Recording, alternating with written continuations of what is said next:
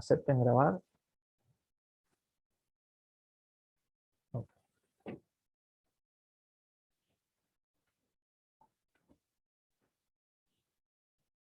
Ok, chicos, seguimos entonces con las reacciones químicas. Recuerden que en la clase anterior que tuvimos en vivo, en la videoconferencia, hablé de de qué manera se medía la velocidad de las reacciones químicas, ¿cierto? Eso tenía que ver con el hecho de que uno hacía la relación de la concentración de reactivos que desaparecía en función del tiempo o la concentración de los productos que iban apareciendo a medida que transcurría el tiempo, ¿no?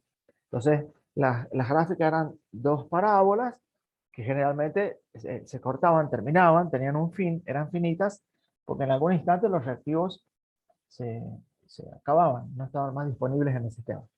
Entonces, ¿qué pasaba con aquellas reacciones químicas en las cuales seguían quedando residuos de evidente, franca concentración de reactivos y también la presencia de productos?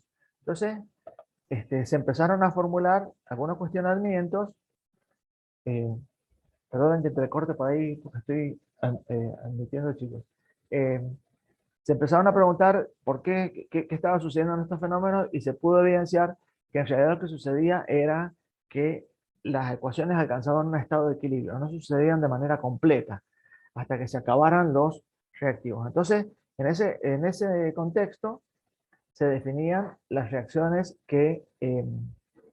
reversibles, las reacciones que podían ir de reactivos a productos y de productos a reactivos, ¿no? Eso, recuerden que se simboliza cuando uno escribe la ecuación química, no con una flecha de un solo sentido, sino con dos flechas de sentido opuesto. Ya vamos a ver algunas particularidades. Generalmente las flechas, esta que yo digo, la que simboliza reaccionan para formar, siempre son del mismo largo, ambas dos, porque en ese momento es cuando la ecuación se encuentra en estado de equilibrio. La velocidad con la que van hacia productos es la misma con la que los productos vuelven a reactivos, ¿de acuerdo? Entonces, ¿qué sucede con estas reacciones que son reversibles? Estas reacciones que pueden retornar de productos a reactivos. Y sucede esto, ¿no?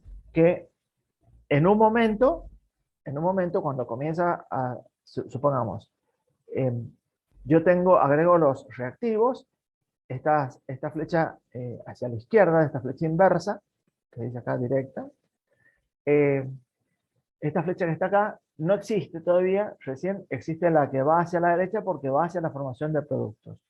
Y después empieza a aparecer que algo vuelve. Es como si ustedes tuvieran dos recipientes conectados con un cañito, ¿cierto? Y en un recipiente ustedes agregan un líquido. En un momento, todo ese líquido va a suceder hacia la derecha.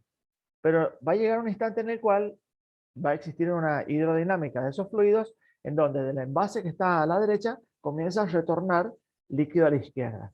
Y cuando ambos recipientes se igualan en volumen, decimos que están equilibrados, que están con igual volumen. Ese momento es cuando el sistema está en equilibrio. Es decir, las moléculas que van en un sentido es la misma proporción de las que vuelven en el sentido contrario, ¿de acuerdo? Entonces, ese sistema se encuentra en equilibrio. Y esto sucede en aquellas reacciones que son reversibles. ¿Y qué cosa particular tienen las reacciones que son reversibles? Recuerden que lo que yo les decía, nosotros podíamos medir la velocidad con la que se gastan los reactivos o con la que se generan los productos. Estoy midiendo la variación de la concentración en función del tiempo, o de los reactivos o de los productos.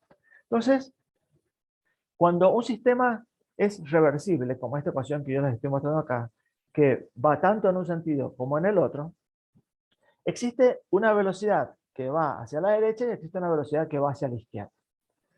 Cuando estas velocidades en un sentido y en el otro se igualan, decimos que el sistema se encuentra en estado de equilibrio, que ha alcanzado el equilibrio químico. Entonces, a partir de ahí empezamos a poder pensar de forma matemática. A ver si está la ecuación por acá. Recuerden que en la clase anterior vimos, en la presencial, vimos que la ecuación de la velocidad, como yo les dije, era una variación de la concentración de reactivos o de productos en función del tiempo. Entonces, operando matemáticamente vamos a obtener la ecuación del equilibrio. Pero lo interesante es que esta velocidad, ustedes ya la tienen formulada y está en el texto en cinética química. Gráficamente, ¿cómo se representaría? Y bueno, acá está la representación de lo que yo les decía. Cuando nosotros trabajábamos en una reacción que no es reversible, que va hasta el consumo total, bueno, esta parábola de la aparición de los productos va hasta acá arriba y se frena en un momento. Y ese punto de corte es igual que la de los consumos de los reactivos. ¿Por qué? Porque los reactivos se agotaron, entonces no se generan más productos.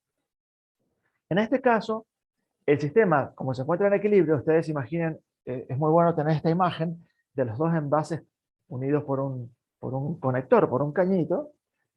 ¿Por qué? Porque eh, al principio el envase del lado derecho está vacío, vos agregás todo el contenido en el izquierdo, pasa, empiezan a cambiar las concentraciones hasta que quede igualado.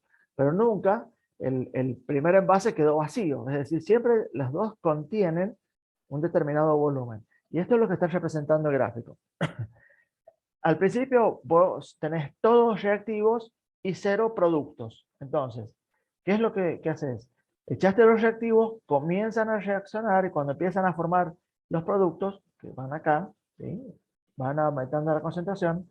Esto sucede hasta que en un momento la velocidad que va en un sentido es exactamente igual a la velocidad con la que retorna el sistema. Por lo tanto, sigue habiendo una concentración permanente en el sistema de reactivos y sigue habiendo de manera sistemática también, permanente, una concentración de productos. Ese es el momento en el cual se ha alcanzado el estado de equilibrio. Esta es la representación gráfica del estado de equilibrio. ¿Por qué? Porque se igualan la velocidad con la que se generan los productos, que es exactamente la misma velocidad con la que se están consumiendo los reactivos. Entonces, cuando ambas velocidades se igualan, alcanzamos el estado de equilibrio. Entonces, aparecen preguntas. Cuando yo tengo estos dos recipientes que ya están en equilibrio, el agua, imaginemos que hemos agregado agua al sistema, ¿de qué cosas o qué factores modifican el estado de equilibrio? Recuerden, cuando hablamos de velocidad, mencionamos los factores que modifican la velocidad de una reacción, ¿cierto? Entonces, si estuviéramos compartiendo en un aula, ustedes podrían decir tranquilamente que evidentemente la concentración, el estado de la materia, estoy hablando de una reacción química, de la velocidad de una reacción. La concentración, la presión, la temperatura y los catalizadores, ¿ok? Pero, ¿qué pasa cuando ya el sistema está en equilibrio? ¿Qué cosas afectan el estado de equilibrio? El estado de equilibrio. Entonces, si yo cambio a ver, fíjense una cosa. Ya lo vamos a ver a eso porque es de ácidos y bases débiles, Agustín. Ya vamos a ir un poco más allá cuando hablemos de pH y el sistema regulador de la concentración de protones en el cuerpo humano. Se va a poner hermosa esa clase, hermosa realmente. Bueno, miren, eh, ¿qué pasa? ¿Qué cosas pueden afectar al equilibrio? ¿Qué cosas afectan el sistema de equilibrio? Las cosas que pueden afectar un equilibrio son la concentración, la presión, la temperatura. Supongamos, imaginamos estos dos envases, ¿cómo sería afectar la concentración? Y si yo de un lado del recipiente saco un vaso de agua, retiro un vaso de agua, en ese instante el equilibrio se rompe, ¿de acuerdo? Dejó de estar en equilibrio. ¿Qué otra cosa puede ser? Si yo agarro de algunos recipientes, ejerzo una presión con un émbolo, obviamente el equilibrio se rompe. Si yo caliento un lugar, uno de los dos envases, el equilibrio se va a romper. Pero, ¿qué le pasa al estado de equilibrio? Estos serían factores que modifican el estado de equilibrio, pero ustedes simplemente usan la razón. Supongamos que a estos dos recipientes que tienen el mismo volumen, están en equilibrio, yo les retiro un vaso de líquido. se rompe el equilibrio. Pero si yo lo dejo al sistema, ¿qué va a pasar con este caño imaginario, este conducto imaginario que los conecta? Y le va a permitir al sistema volver a alcanzar un nuevo estado de equilibrio. Es decir, el sistema va a volver a recuperar el estado de equilibrio. Pero acá hay una cosa bastante particular. Esto que parece tan simple y es tan intuitivo, bueno, es una definición de la cinética química que se llama el principio de Le Chatelier. Fíjense, algo tan simple define un principio que es prácticamente una ley en la química. Y es simplemente pensar en la razón. Recuerden, si yo modifico el equilibrio, lo modifico, lo rompo, poniendo presión, sacando un vaso o agregando mayor volumen a un recipiente, el sistema se rompe, el equilibrio se rompe, pero vuelve a alcanzarse un nuevo estado de equilibrio. ¿Pero qué pasó? En las nuevas condiciones, fíjense en ustedes, si yo tengo en cuenta que mi estado de equilibrio en el momento 1 es el que yo estoy definiendo en este instante, saco un vaso de líquido de uno de los recipientes, se rompe el estado de equilibrio, se vuelve a alcanzar, se estabiliza y vuelve el sistema a estar en equilibrio. Pero ¿qué es lo que le falta? Le falta un vaso que yo le saqué. Es decir que en las palabras sencillas y comunes, uno dice que el estado de equilibrio se vuelve a alcanzar en las nuevas condiciones del sistema.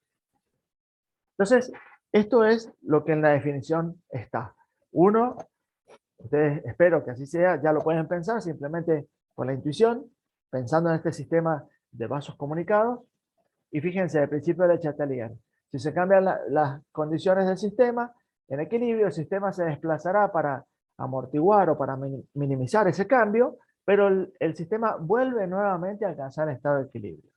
Entonces, el principio de Le Chatelier dice eso, que si un sistema que está en equilibrio le modificamos las condiciones, vuelve a alcanzar un nuevo estado de equilibrio, pero en las nuevas condiciones pautadas, dadas, ¿no? Es decir, con la concentración cambiada, con la presión cambiada, con todo aquello que le hayamos ejercido al sistema. Entonces, este principio, me interesa que lo tengan muy presente y perdón, que lo comprendan, porque es una de las formas que vamos a usar para pensar pH y ácidos bases débiles y fuertes, que un poquito yo quería que vayan viendo ese video que les había dejado como capítulo 2 asincrónico en la página. No lo voy a borrar, lo voy a dejar para que lo sigan viendo porque vamos a trabajar en detalle sobre ese material en la próxima clase. Entonces, fíjense la pregunta que yo me hago acá, ¿no? Si nosotros hemos estudiado que la velocidad de la reacción, todo lo que nombre concentración, presión, temperatura, y los catalizadores modifican la velocidad de una reacción, bueno, yo quedé con las diapositivas anteriores mostrando concentración, presión y temperatura, pero ¿y los catalizadores modifican el equilibrio de una reacción química? Y la pregunta es bastante interesante, porque si uno queda entrampado en seguir como una cinética sin reaccionar, ustedes piensan en lo siguiente. ¿Qué es lo que hace el catalizador? Lo que hace el catalizador es formar parte de la reacción química, formar parte del estado de transición en la cima de la energía de activación, en la gráfica de energía de activación, y si ese estado de transición tenía energía suficiente, pasaba a productos y el catalizador se recupera al final del camino. Entonces lo que el catalizador hace es crear un camino de menor energía formando parte del estado intermedio. Entonces lo que hace el catalizador es aumentar la velocidad, no modificar el estado de equilibrio. Cuidado con eso. El efecto que produce un catalizador es solamente hacer que el estado de equilibrio se alcance más rápido, porque lo único que hacen es aumentar la velocidad de la reacción, pero no modifica el estado de equilibrio. No es que sacaste una concentración o agregaste más reactivo y el sistema cambió, no. Se llega al estado de equilibrio de una manera más rápida. ¿Por qué? Porque precisamente los catalizadores hacen eso. Aumentan la velocidad de la reacción. Entonces, fíjense lo que dice acá. Los catalizadores no producen cambio en la posición del sistema, no cambian el sistema. Si yo tengo definido mi sistema con este equilibrio que trato de mostrar con las manos, bueno, este sistema yo lo voy a alcanzar en algún momento, ¿no? Cuando yo agregue los reactivos, irá a una velocidad específica, pautada, de acuerdo al sistema, generándose productos. Bien, pero si yo al sistema, a los reactivos, le agrego un catalizador, lo único que va a hacer es que va a llegar más rápido el producto a el estado de equilibrio. Solamente va a suceder eso, pero no me lo va a modificar al sistema, porque el catalizador se recupera luego de la reacción química. Así que lo único que hace es que se alcance el equilibrio de una manera más veloz. Eso es todo, ¿eh? Cuidado con esta cosa tan particular que por ahí uno va contestando preguntas en un parcial y dice, sí, te modifica el sistema de equilibrio. No, hace que se alcance más rápido nada más, ¿de acuerdo? Entonces, creo que hasta ahí llegaba la presentación de sistemas en equilibrio. ¿Preguntas? ¿Se acuerda entonces lo Sí, que es? profe, ¿puede Sí, repetir? Dijo que el catalizador no gasta energía. perdón, Dijo, repetime. ¿puede repetir si el catalizador no gasta energía? Ah, no, no es que no gaste, mira. Acordate que para que una reacción suceda, los reactivos, para pasar al producto, deben superar en una gráfica de... voy a buscar la diapositiva anterior, si por ahí la tenés, mejor. En una gráfica de energía, dame un segundo, los reactivos para formar productos debían superar una barrera energética. Esa barrera energética, el pico máximo era el punto donde se quedaba definida la energía de activación. Déjame que busque. Esta es la diapositiva que me interesa que veas. Fíjate, para que una reacción química suceda, los reactivos tienen que dar un salto para pasar a productos, ya sea en ecuaciones que ganen energía o que liberen energía, ¿sí? Endotérmicas o exotérmicas, ya sea, si es calor, recuerden que usamos la palabra térmico, y si hablamos de energía, por ejemplo, lumínica, hablamos de entergónica o exergónica. Bueno, entonces cuando los reactivos Profe, pasan, no se ve si está compartiendo algo. yo Se ve tengo como actualizado, negro. fíjate, ahora para, ahora lo vuelvo a No, profe, sí actualizar. se ve, yo lo veo. No importa, mira, vuelvo a actualizar el new share y lo vemos, no te preocupes. Ahora vamos juntos, para que se refresque la pantalla. A ver. ¿Pueden ver ahora? ¿Sí?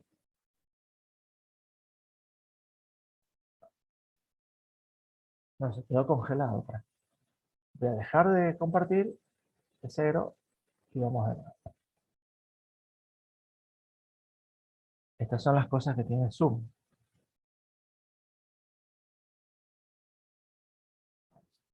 A ver, Sí, ahora sí. ¿ahora sí lo ves? Bueno, fíjate, entonces, estamos ya pasando cinética química. Hemos ido 2 clases hacia atrás.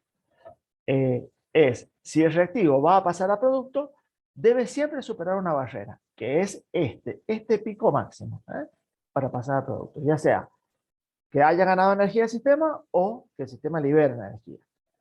Entonces, ¿qué le pasa? Esta brecha que hay acá, este salto, es la energía de activación. Es la energía suficiente y necesaria mínima para que los reactivos puedan convertirse en productos.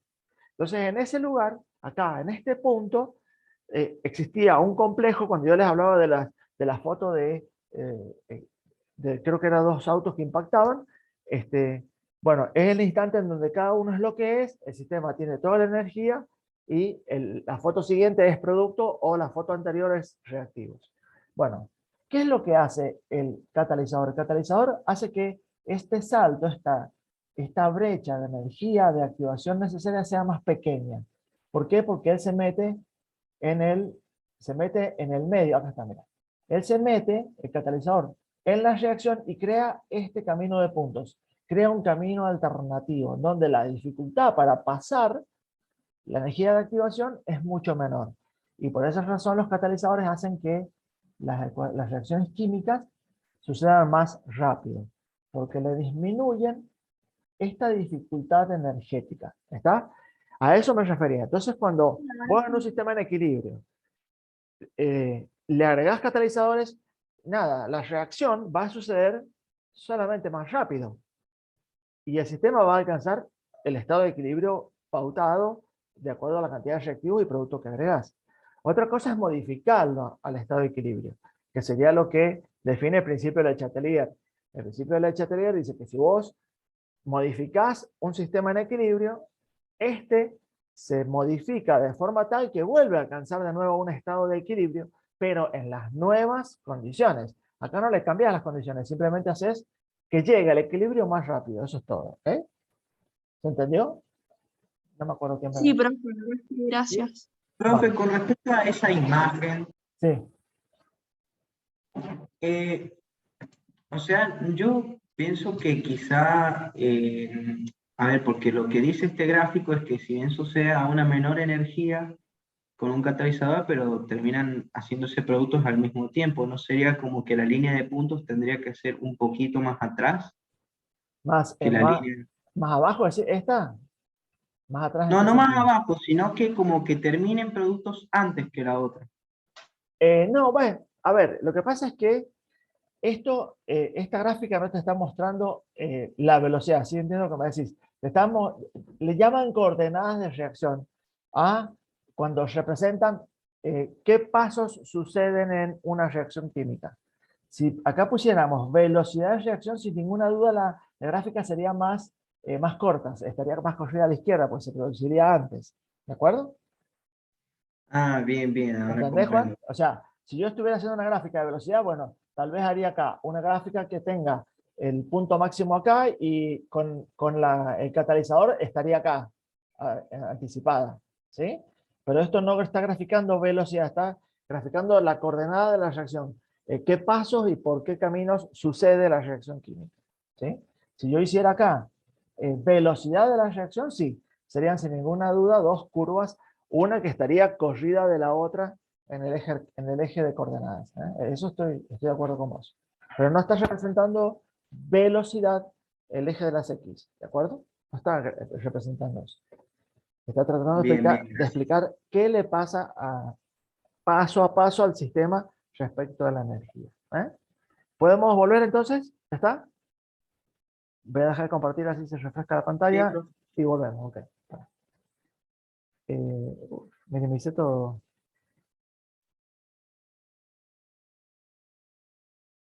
¿Qué estábamos? Estábamos en eh, equilibrio químico, en la acción de los catalizadores estábamos, ¿cierto? Bueno, entonces la acción de los catalizadores, recuerden, permiten alcanzar con mayor velocidad el estado de equilibrio. No modifican el sistema. Eso es lo especial de esto. Y ahora vamos entonces a la clase que yo tenía planificada para compartir con ustedes hoy, que es enlaces químicos y ecuaciones químicas. No dejemos de tener presente todo esto que venimos hablando, de reacciones reversibles, de reacciones irreversibles que van al consumo total de los productos, porque todo esto que yo les estoy contando ahora también tiene que ver un poquito cuando uno hace problemas de soluciones o de cálculos de concentraciones en, en química. Si la reacción se consume totalmente, se sucede de manera reversible, y eso tiene que ver un poquito con el video que yo les agregué en el campus virtual con los, digamos, los sistemas en donde las reacciones reversibles no suceden de manera completa o lo hacen de forma parcial. Y eso tiene que ver con ácidos y bases fuertes o débiles. Ya vamos a hablar en un capítulo específico de eso. Pero antes de irnos hacia ese destino, que lo vamos a dejar para la clase que viene, así podemos ir paso a paso y comprendiendo con ejemplos, me gustaría que cerremos un contenido teórico que veníamos postergando y que tiene que ver con los tipos de enlaces, cómo se producen las diapositivas. Sí, voy a subir todo el material, chicos. Para que tengo de acá de Agustín una pregunta.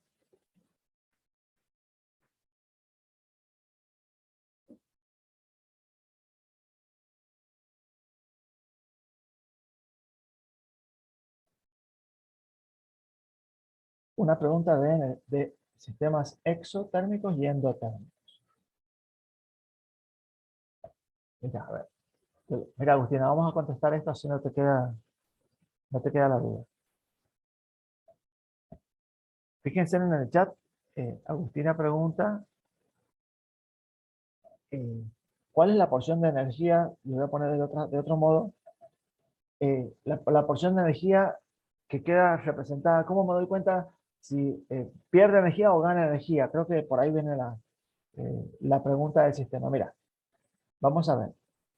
Esta gráfica que está acá, de energía, viste que Bautista que dice desarrollo, ¿no? Es lo mismo que coordenada de la reacción, depende de la traducción del libro. Pero fíjense, en este caso, si yo agrego reactivos, ellos se van a combinar para dar lugar a un producto. Ese producto puede tener menos energía potencial que los reactivos que le dieron origen. Entonces, ¿qué pasa con la diferencia de energía? Fíjate, si los reactivos parten con este nivel de energía, acá por donde está la letra N por ahí, y los productos terminan muy por debajo, bueno, evidentemente hay una brecha de energía acá. Hay una porción de energía que debe ser sacado del sistema. Y eso es lo que se define como la energía neta desprendida en este sistema, que sería un exotérmico. ¿Por qué? Porque si estamos hablando de temperatura, esta porción de energía, que es la diferencia entre la que tenían originalmente los reactivos y la que ahora tienen los productos, fue eliminada o se elimina en forma de calor. Si esta porción de energía del sistema, que debe ser eliminada para que los productos lleguen hasta acá, lo hacen en forma de luz, sería exergónica. ¿De acuerdo? Fíjate en el otro sistema, Agustín. Mira. Si yo, a ver, tengo, acá, fíjense, si yo tengo una reacción química en donde los reactivos por ellos mismos tienen baja energía potencial, aquí están por acá, miren el nivel donde está la energía. Cuando ellos reaccionan en las condiciones del sistema, generan un producto que queda con mayor energía, ¿sí? Mayor cantidad de energía. Entonces, esta porción de energía que hay que agregarle al sistema para que los productos queden en este escalón, esta es energía que el sistema absorbe, que debe incorporar, y sería la porción de calor, si estuviéramos hablando de temperatura, que debe incorporar una reacción que es endotérmica. Sin esta porción de energía, los productos nunca podrían llegar a lo que son, porque por su naturaleza ellos tienen esa energía potencial que los va a definir, ¿no? Entonces, esta gráfica te muestra la cantidad de energía que el sistema debe haber ganado, ¿de acuerdo? Entonces, este gráfico es como el resumen, representa los dos, ¿no? Volvemos a lo mismo. Acá es endotérmica porque esta cantidad debe ganar el sistema. Y esta es exotérmica porque esta es la cantidad que el sistema tiene que perder, porque le sobra, ¿no? Porque los productos tienen una energía potencial diferente. ¿Okay? Si estamos hablando de energía, tiene que ser endergónica o exergónica. Estoy de acuerdo, Juan Bautista. Cuando hablas de, generalmente en el cotidiano, uno siempre piensa en la temperatura y sin querer uno se olvida de que hay otras maneras de liberar o ganar energía. yo siempre digo que, por ejemplo, la energía lumínica, que utilizo las pulseritas esas plásticas que vos rompés y que en las fiestas, ¿viste? Que te dan que son luminiscentes. Bueno, precisamente ahí está sucediendo cuando vos rompés y se mezclan los reactivos dentro de la pulserita plástica o del bastón plástico ese, la luz que está desprendiendo es energía en forma lumínica que el sistema está liberando. ¿Por qué? Porque de reactivos a productos tiene la particularidad de que es exergónica esa reacción. ¿Okay? Entonces nosotros en términos generales podríamos decir exergónica o endergónica y después definir si se trata de temperatura, luz, o se trata de algún otro fluorescencia o radiación o lo que fuera, ¿no? El tipo de energía que estemos hablando. Pero en general, siempre en el colegio nos enseñan endotérmico y exotérmico. Y yo siempre me encuentro con que muchos compañeros de ustedes a lo largo de los años no conocían el concepto de endergónica y exergónica. Entonces, para que ninguno quede en desventaja, siempre menciono las dos maneras de manifestar esta brecha de energía. ¿Sí? ¿Está bien? ¿Seguimos?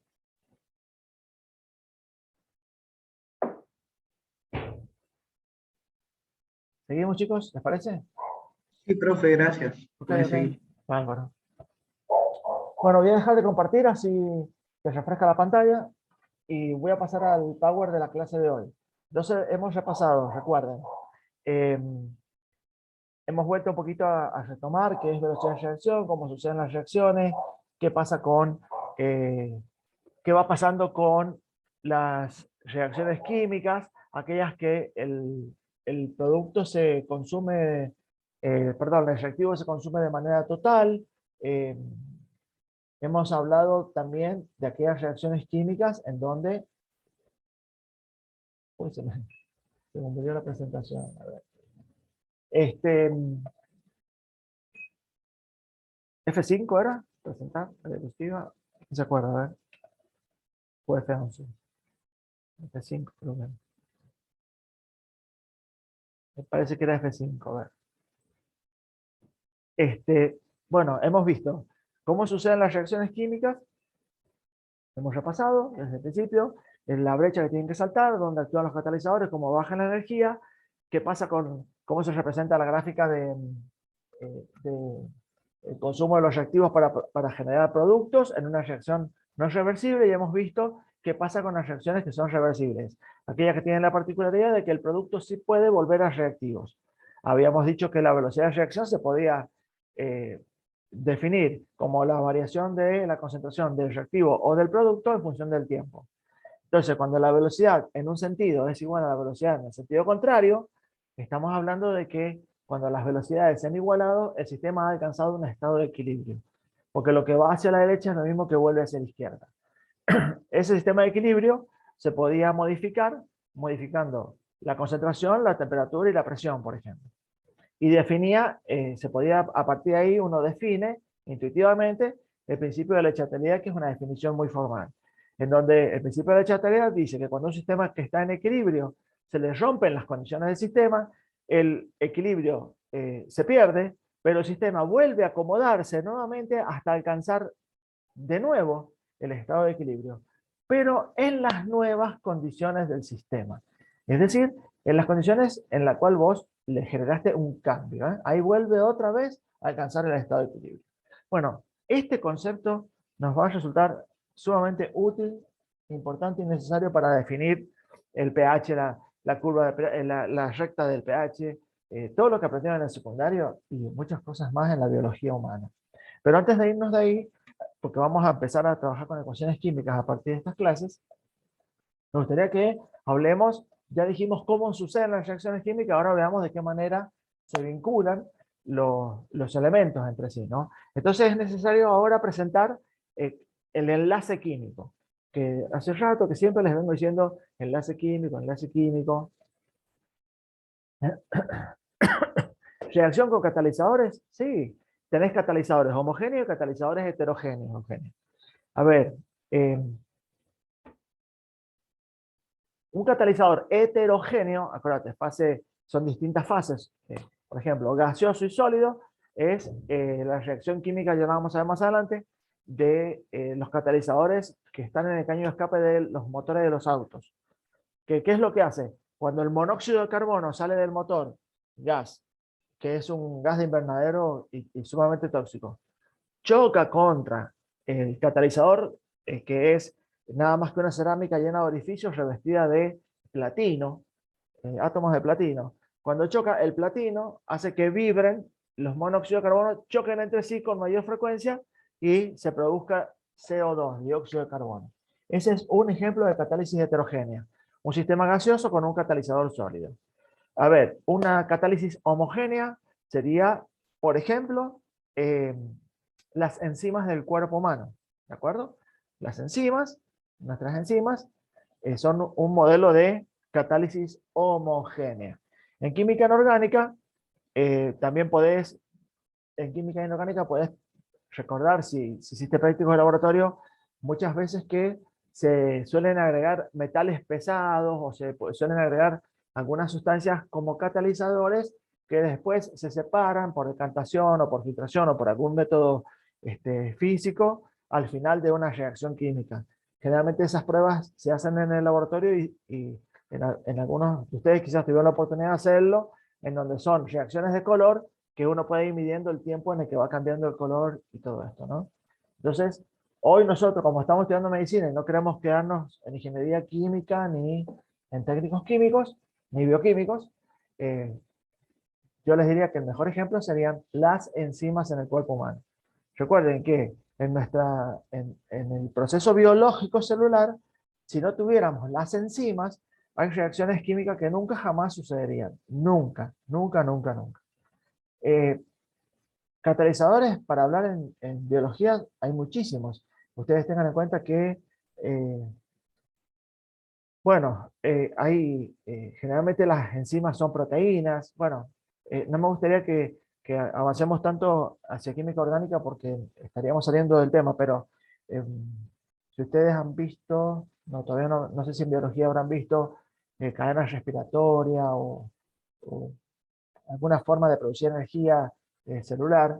Ustedes han visto que hace falta cobalto, magnesio, calcio, molibdeno. Bueno, generalmente estos elementos actúan como catalizadores, ¿sí?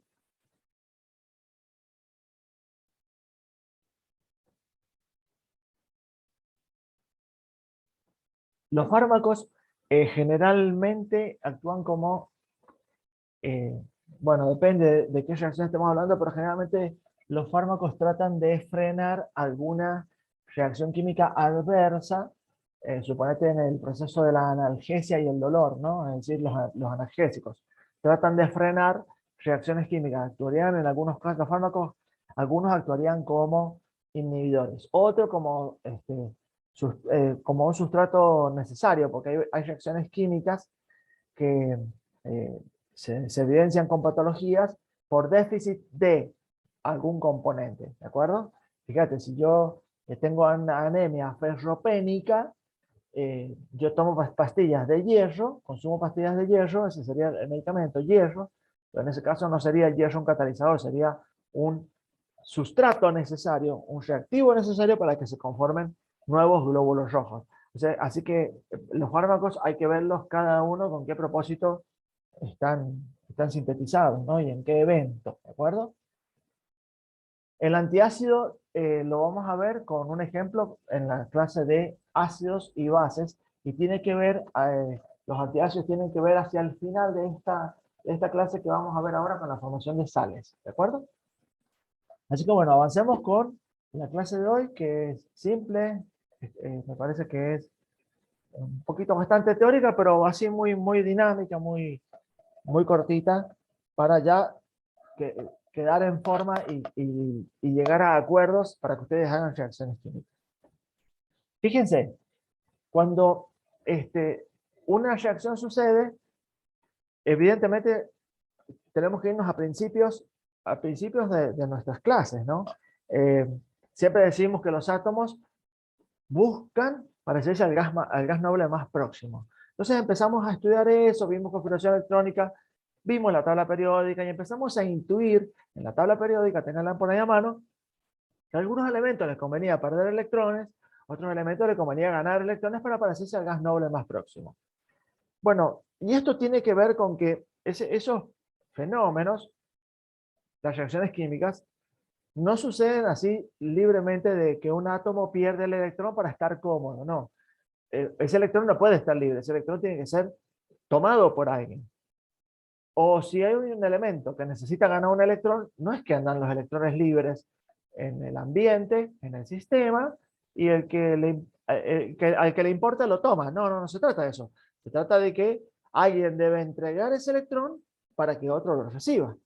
Entonces, ese sería el marco global en el cual uno debe comprender el enlace químico, ¿no? Y la formación de compuestos. Entonces, de esa manera los átomos forman moléculas. Estas moléculas pueden ser tan simples como la unión de dos átomos, que esos dos átomos se mantienen unidos entre sí por un enlace químico.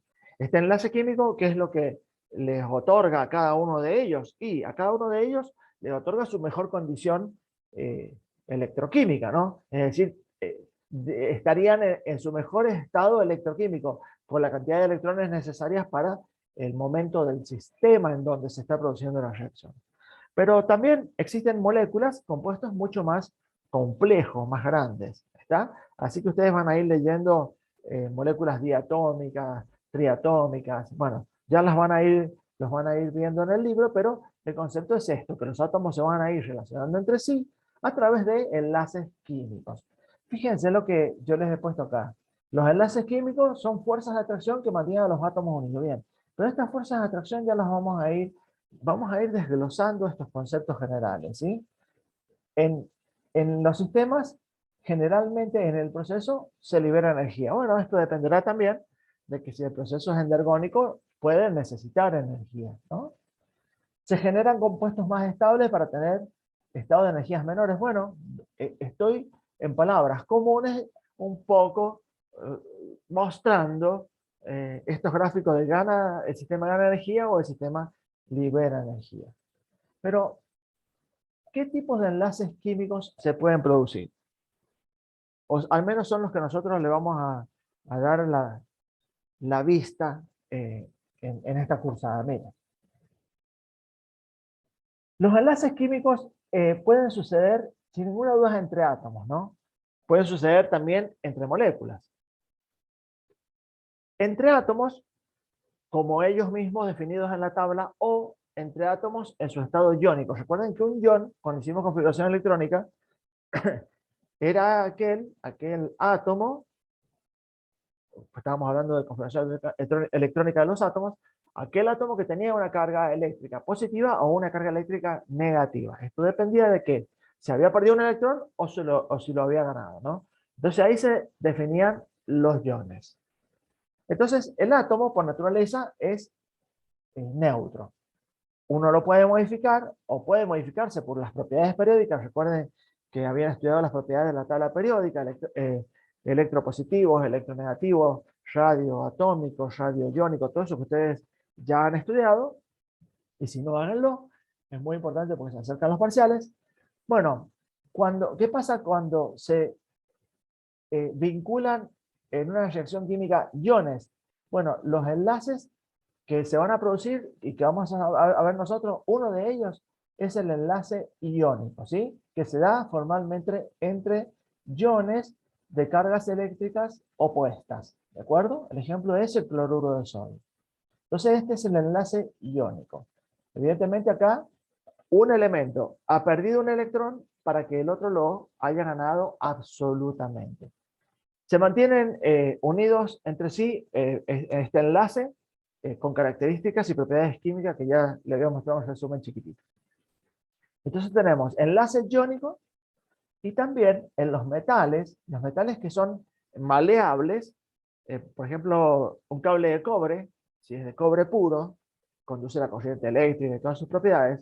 Bueno, los átomos de cobre están relacionados, vinculados entre sí, porque se encuentran de manera iónica. ¿Por qué? Y porque en ese conductor que ustedes ven, en ese alambre de cobre, están los núcleos y los electrones no pertenecen prácticamente a nadie. Es decir, que los átomos están en estado iónico. Por eso son tan buenos conductores de la electricidad. Entonces tenemos enlace iónico y enlace iónico-metálico.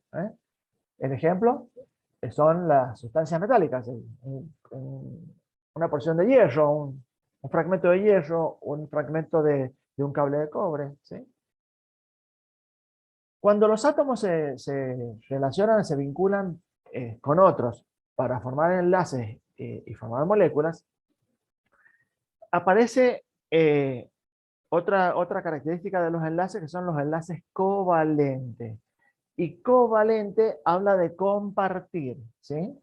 ¿Y cuál es la característica? Es que los enlaces covalentes, los actores que intervienen, los átomos, comparten electrones. Es decir, que los electrones, a diferencia del enlace iónico, este que está acá al principio, el enlace iónico, un átomo toma prestado un instante los electrones del otro, que se los cede, y al otro instante, el que los cedió, toma prestado electrones de su par, ¿sí? Del compañero.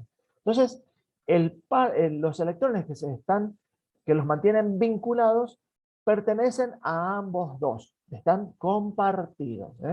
Entonces, de ese modo, ya lo vamos a ver, cada uno de ellos alcanza el estado del gas noble más próximo, que sería lo esperado, ¿no? Entonces, existen ejemplos. No, la saturación, ya vamos a hablar de otra. Saturación, desde el punto de vista que lo vamos a ver nosotros, tiene que ver eh, en concentraciones, ¿de acuerdo? Acá se trata de igualar cargas, sería la palabra más apropiada, ¿sí? Con el enlace iónico puro. Bueno, a ver, el enlace covalente. La clave es que ustedes tomen de la palabra esta pista, covalente, ¿sí? Comparten electrones, esa es la definición central. Ya veremos los distintos tipos de enlaces covalentes. Y el otro, que son los enlaces intermoleculares, en donde, por otros tipos de fuerzas, por otros mecanismos de fuerzas de atracciones, las moléculas se vinculan o relacionan entre sí. Y ya vamos a hablar ahí de las fuerzas de Van der Waals, puente de hidrógeno, otros distintos tipos de enlaces. Pero en resumen, vamos a ver enlaces iónicos, enlaces covalentes y enlaces intermoleculares. Había quedado pendiente en las propiedades de tabla periódica definir la electronegatividad, si bien yo se los dije de manera verbal, pero no se los había colocado en el slide, porque me parecía importante recuperarlo en esta diapositiva. La electronegatividad es una medida de la capacidad de un átomo para atraer los electrones del otro en la formación de un enlace químico, ¿sí? Es como la fuerza que tiene un átomo para atraer hacia él los electrones de otro y conformar enlaces químicos. Entonces, la electronegatividad aumenta hacia arriba en los grupos y hacia la derecha en los períodos. Estos elementos que están acá son los más electronegativos, los que van a atraer con mayor eficiencia los electrones de otro átomo, ¿sí? Y estos ya sabemos que les conviene parecerse al gas noble anterior, así que tienen una gran capacidad de perder o ceder su electrón, ¿de acuerdo? Entonces, acá la electronegatividad es como que se vuelve un actor que nos va a servir un poquitito para tener una pista de qué estoy hablando en el parcial. Ya vamos a ver. Vamos al enlace iónico. El enlace iónico generalmente se da entre un metal y un no metal. Vayan a la tabla periódica, ustedes lo tienen ahí, ¿no? Acá están los no metales y acá están, todos estos son metales y metaloides, ¿sí? Entonces, fíjense, elementos con muchísima electronegatividad con elementos de muy baja electronegatividad. Los gases nobles no alcanzan sus mayores, fíjate que no están acá, son inertes porque tienen el último nivel energético 8 electrones, que es el estado soñado de un átomo, ¿sí? Ni atraen ni ceden, todos tienden todos tienden a parecerse un gas noble. Por eso es que siempre les digo que cuando compras una bolsa de papas fritas, comprarla que esté bien inflada, que no esté desinflada, ni esté bien voluminosa cuando compras los snacks. ¿Por qué? Porque eso significa que adentro le han colocado un gas noble para que los lípidos, los aceites de las papas fritas o de lo que sea, de los nachos, no estén enranciados, ¿sí? ¿Por qué? Porque reemplazan el oxígeno por el gas noble, porque el gas noble no reacciona, ¿sí? Así que cuando compren alguna cosa que tiene grasas y está embolsado, que esté la bolsa bien gordita, bien pipuda, si no, no la lleven, porque después van a encontrar que están rancios los productos adentro. Bueno, miren, vamos a las características por definición. Quiero ir rápido con esto, así no quedamos atrapados, porque lo van a leer en el libro. Pero me interesa esto. Vayan mirando la tabla periódica.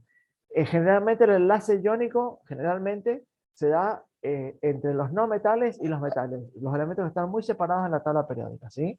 La característica es que a temperatura ambiente son sólidos, tienen alto punto de fusión y ebullición, son algunos muy duros y otros muy frágiles, ya vamos a ver los ejemplos, son malos conductores de la electricidad cuando están en la forma sólida. Cuidado con eso, porque precisamente este fenómeno de que en fase líquida, cuando están disueltos en el agua, son excelentes conductores de la electricidad. Cuidado con eso, que es una de las características que vamos a usar para estudiar pH, ¿sí?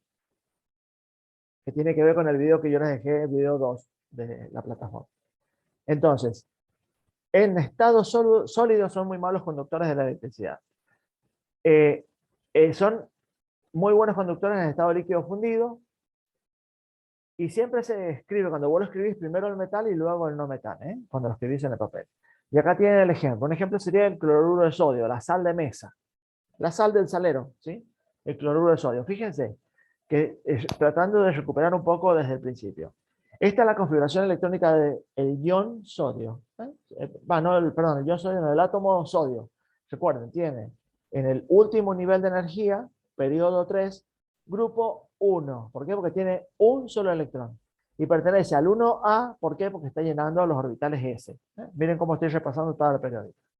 Fíjense en el cloro. Es el elemento que está a la derecha en la tabla periódica, y van a ver que el cloro, hacia un lado, tiene 7 electrones. Está ahí, se me ha superpuesto la imagen. Pero tiene 7 electrones, ¿de acuerdo? Fíjense, pertenece al periodo 3, busquen en el renglón número 3 de la tabla periódica, grupo 7. ¿De dónde sale el 7? 5 más 2, 7. Está en el grupo A, del lado derecho, porque está cargando electrones en el subnivel P. Estamos repasando tabla periódica. Y de esa manera ustedes van a pensar todo en el parcial. Entonces, ¿qué sucede? Fíjense, muy electronegativo con uno que es muy electropositivo, ¿de acuerdo? Entonces el cloro va a tener la capacidad y la fuerza suficiente, por decirlo de alguna manera, de sacarle el electrón al sodio para convertirlo en un ion. Si yo le saco un electrón y él era neutro así, él va a quedar positivo. Recuerden que las cargas positivas del núcleo nunca se modifican. Esas cargas positivas serían como las que le dan la identidad, ¿de acuerdo? Entonces, va a convertirse en un ion positivo. Y el cloro, que le ha quitado al sodio un electrón, bueno, le sobra un electrón a él, como su estructura atómica, se convierte en un ion negativo. Y así se forma el cloruro de sodio, que es la sal de mesa, ¿sí? El ion sodio positivo y el cloro 1 negativo, ¿sí? Ion. Fíjense qué pasa en la configuración electrónica. El sodio perdió el electrón y quedó con el corazón de gas noble, quedó configurado como un gas noble. Fíjense que el gas noble anterior está en el periodo 2, grupo 8. Y lo ven acá, 6 más 2, 8, ¿ok? Fíjense qué le pasó al cloro. El cloro, al ganar un electrón, se parece al gas noble más próximo, que es el que está a la derecha. Periodo 3, ustedes sigan en la tabla que tienen ahí en el escritorio, grupo 8. Entonces, cada uno en ese estado químico, combinados de esa manera, forman un compuesto muy estable. ¿Por qué? Y porque tienen la configuración del gas noble esperado cada uno de ellos. Entonces acá he puesto lo mismo, el sodio se está pareciendo al neón, y el cloro se está pareciendo al argón, ¿de acuerdo? En su estado iónico. Entonces, ¿qué sucede?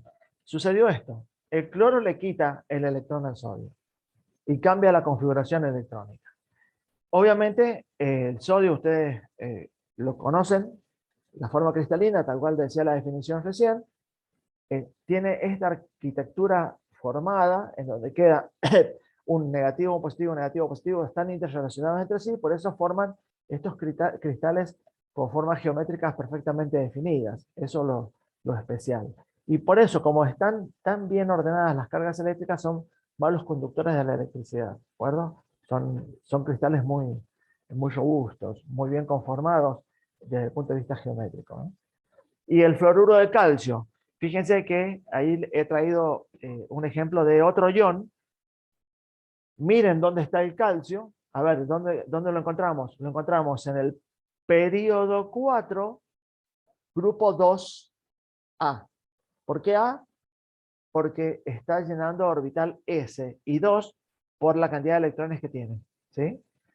Entonces, lo combinamos con el flúor. Fíjense dónde está el flúor, allá a la derecha, arriba, en la tabla periódica. ¿Y qué va a hacer? El flúor, como cada átomo de flúor necesita solamente un electrón para parecerse al gas noble, en este caso, y el calcio necesita perder 2 electrones, no puede quedar incompleto el calcio, que se dio un solo electrón y el otro está ahí, que no pasa nada. No puede suceder eso, ¿sí? ¿Sucede la reacción completa o no sucede? Entonces, la forma iónica del calcio es calcio 2 positivo. ¿Por qué? Porque si él le cede a alguien, le entrega 2 electrones a alguien, él le conviene entregar los 2 electrones para parecerse al argón. Pero como hay 2 electrones, a cada flúor le hace falta 1 nada más. Así que esa es la razón por la cual se combinan 2 átomos de flúor con 1 de calcio para formar el fluoruro de calcio. Cada uno, acuérdense que la representación de puntos es la formulación de Lewis, ¿sí? Entonces, hacen falta 2 flúor, quedan 2 iones de flúor para combinarse con un solo ion de calcio. Así cada uno de ellos, en el estado iónico, combinados, formando un cristal, tienen la configuración de gas noble más próximo.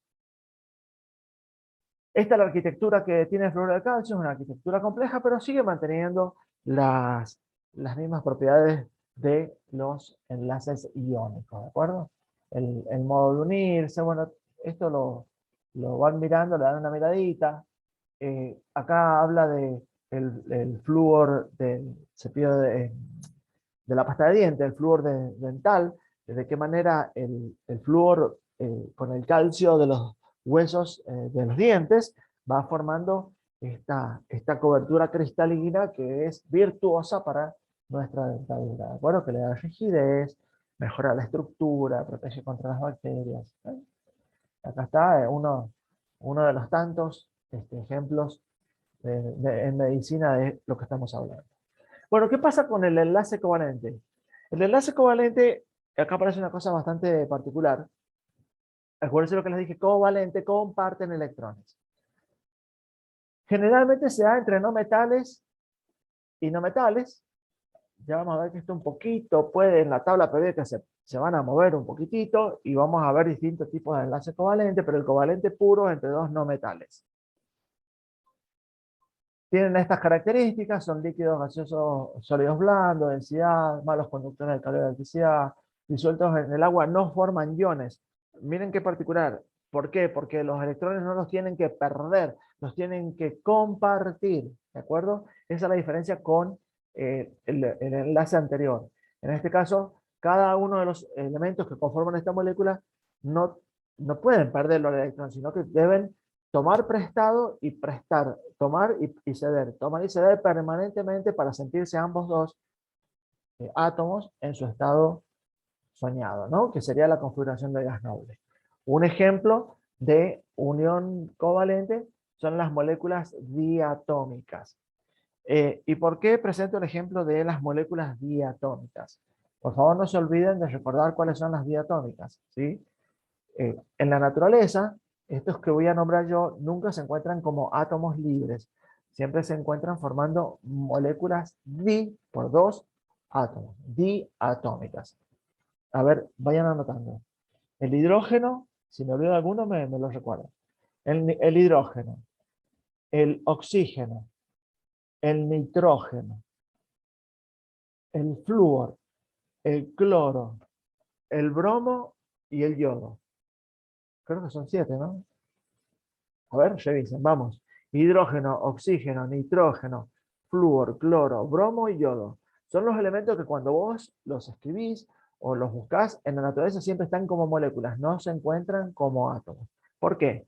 Porque miren, ellos tienen la siguiente particularidad. El hidrógeno, recuerden que es el elemento, se lo considera el elemento 1 de la tabla periódica, tiene 1s1, la configuración electrónica. El único modo de que se parezca al gas noble más próximo que tiene es el helio nada más, ¿sí? El helio que está en el grupo, se lo ubica en el 8 porque es gas noble. ¿Por qué? Porque tiene todo su nivel completo. Está bien, no tiene 8 electrones, pero es que alcanza su mayor configuración electrónica, no puede tener más chances porque su definición es, tengo 2 electrones y nada más, ¿ok? Entonces, el hidrógeno se encuentra como una molécula diatómica. ¿Por qué? Porque como ellos son, desde el punto de vista de la identidad iguales, atraen con la misma intensidad el electrón del otro. Por eso el enlace es covalente. Entonces, en un momento, este átomo de hidrógeno tiene 2 electrones y en otro momento, gracias Carla, ahora terminamos. En otro momento, el otro tiene los 2 átomos, los 2 electrones y se sienten como el gas noble, ¿sí? Entonces comparten los electrones. Recuerden que siempre un par de electrones se simboliza con una flechita, con una rayita, sí, perdón. Una rayita significa un par de electrones. ¿Eh?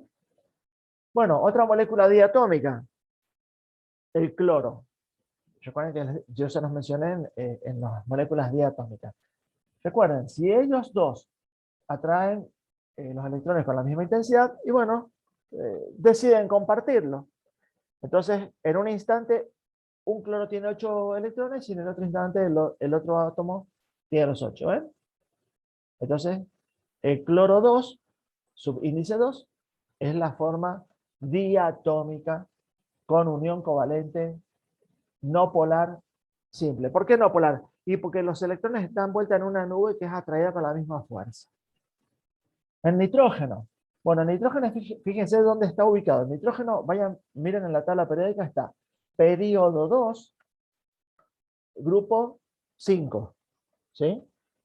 Periodo 2, grupo 5. Miren, para parecerse al gas noble, el nitrógeno le conviene ganar 3 electrones. Pero si hay 2 átomos de nitrógeno, a ellos les conviene, porque lo atraen con la misma intensidad, les conviene compartirlos a estos electrones. Entonces, en un momento, en un instante, un nitrógeno tiene 8 electrones y en otro instante tiene 8 el otro. Como es instantáneo, estas moléculas diatómicas sienten que están en el estado de gas noble.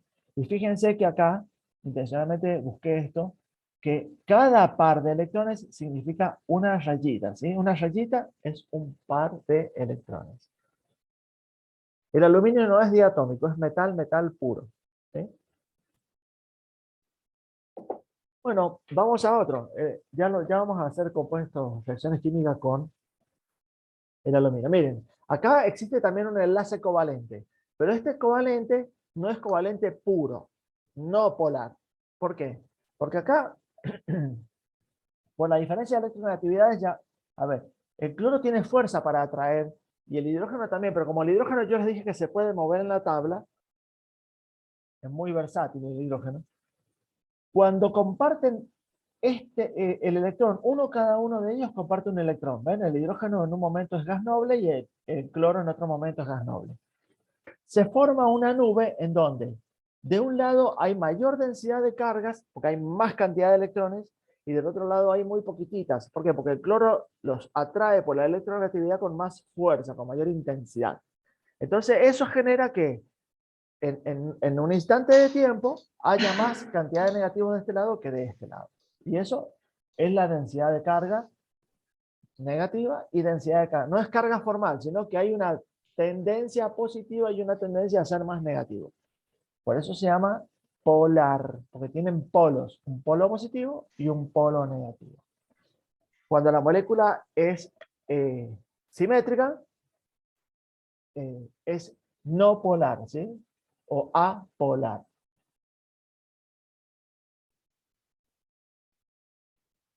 Respecto a tu pregunta, Paula, de que si pueden haber polares simples, dobles o triples, bueno, vamos a ver en cada una de las moléculas cómo están organizadas, ¿sí? Porque fíjate lo que voy a mostrarles ahora, miren. Acá tenemos, por ejemplo, una molécula que es así, el dióxido de carbono, que es una molécula simétrica, en donde el oxígeno tienen la misma, en los ambos extremos tienen la misma fuerza para atraer los electrones, y ahí ustedes pueden percibir que la nube electrónica va a estar homogéneamente distribuida sobre todos los átomos. ¿Ven? En un momento el oxígeno tiene 8, en otro momento tiene 8.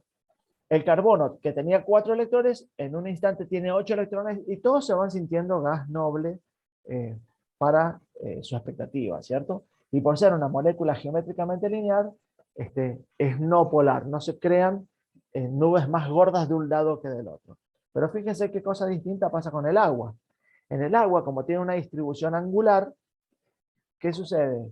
Cuando los dos átomos de hidrógeno se combinan con el oxígeno, cada uno de ellos tiene un enlace simple. ¿Por qué? Porque este hidrógeno se siente gas noble, al otro momento este hidrógeno se siente gas noble, y el oxígeno encontró los 2 electrones que necesita. ¿Pero qué le sucede al oxígeno?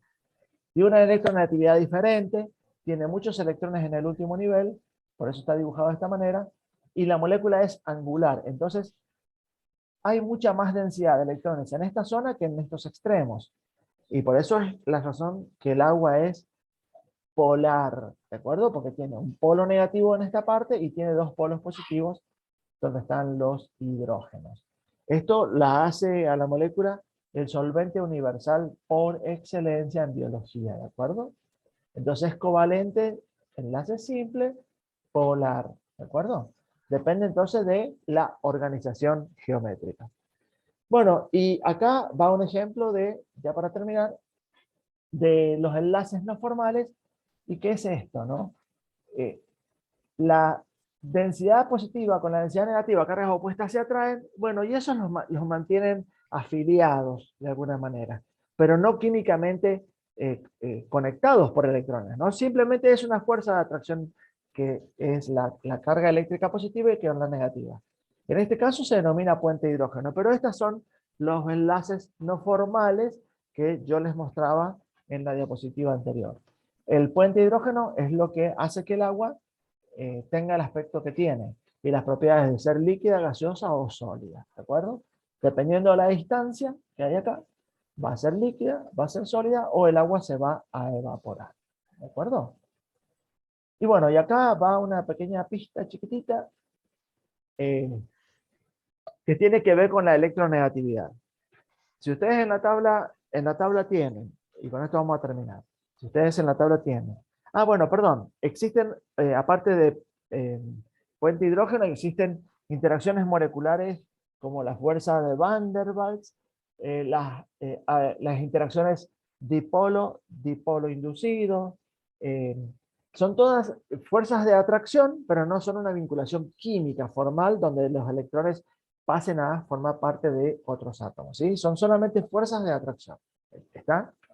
Y bueno, si bien, como dice acá, no es la única característica, se ha visto que con mucha frecuencia esta relación de electronegatividad te permite inferir si el enlace es no polar, polar o ion. ¿De acuerdo? Así que bueno, vamos a llegar hasta acá, chicos. ¿Ok?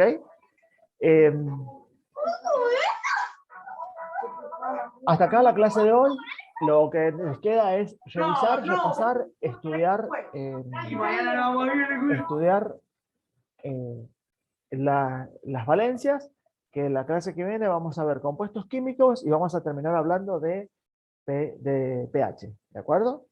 Así que bueno, se abrió el micrófono, sí, bueno, son cosas que pasan, chicos, ya está. Bueno, chicos, ¿alguna pregunta? Ya se pueden ir retirando, así descansen un poquitito. Hasta acá vamos a llegar con la clase de hoy. Hemos terminado de ver enlaces, hemos visto cómo reaccionan, equilibrio químico, enlaces químicos.